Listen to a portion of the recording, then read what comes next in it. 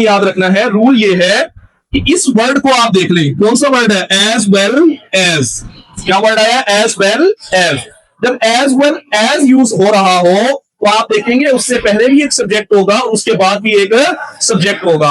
अब आपने उसके बाद जो है वो अपना हेल्पिंग वर्ब या मेन वर्ब चूज करना है।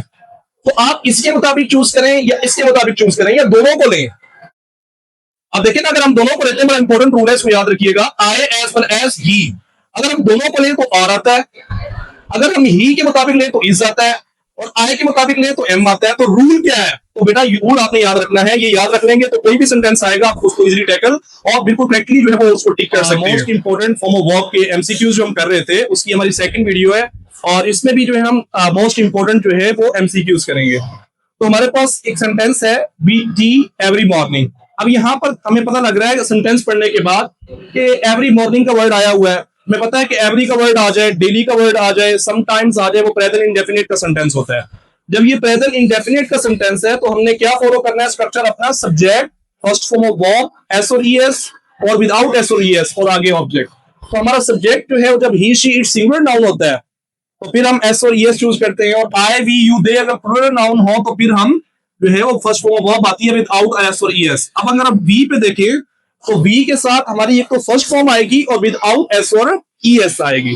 तो we take tea, took tea, taken tea, will take tea. तो हमारा करेक्ट कौन सा होगा, we take tea every morning. उसके बाद सेंटेंस है ही देयर लास्ट ईयर।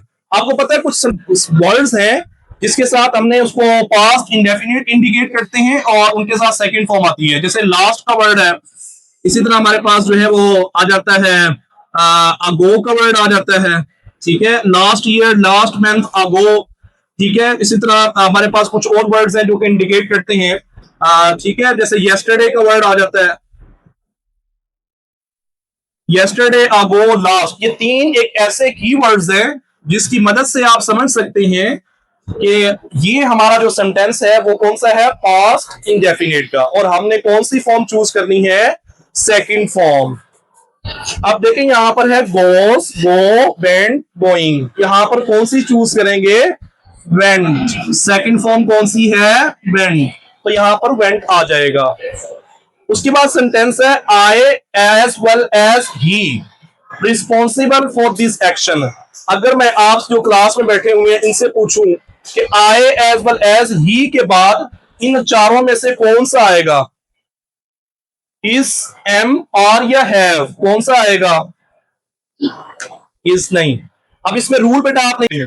अब एज वेल एज की सूरत में हमने अपना ये वाला हेल्पिंग वर्ब या मेन वर्ब जो लगाना है, हेल्पिंग वर्ब या मेन वर्ब जो लगाना है, एमबी या एचबी जो हमने लगाना है, वो हमने लगाना है अपने फर्स्ट सब्जेक्ट के अकॉर्डिंग। इसके अकॉर्डिंग लगाना है, फर्स्ट सब्जेक्ट जो है उसको देखना है, इसको आपने बिल्कुल इग्नोर कर देना है। एज वेल एज के बाद वाला जो सब्जेक्ट होगा उसको बिल्कुल इग्नोर करते हुए एज वेल एज के पहले वाला जो सब्जेक्ट है उसको देखना है कि वो क्या है, और उसके मुताबिक आपने वर्ब लगाना है। और अगर हम इसको एज वेल एज से पहले देखें तो आई है, और आई के साथ इज नहीं आता, एम आता है, जी बिल्कुल आता है, एम, आई के बाद एम आता है, आर आता है, नहीं आता, हैव आता है, नहीं आता। तो हमारे पास क्या आएगा, I as well as he am responsible for this action.